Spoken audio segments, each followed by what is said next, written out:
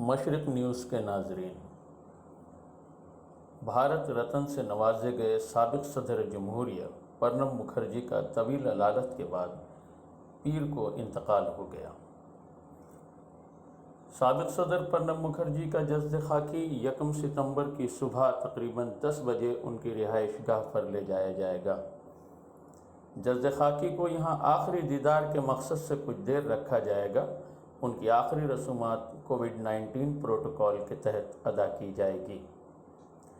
صدر رام ناتھ کووند، نائب صدر ایم وینکیا نائیڈو، وزیر اعظم نریندر مودی، کانگریس کی صدر سونیا گاندھی، ڈاکٹر منموہن سنگھ اور راہل گاندھی نے آج سابق صدر پرنب مکھرجی کے انتقال پر گہری تعزیت کا اظہار کیا۔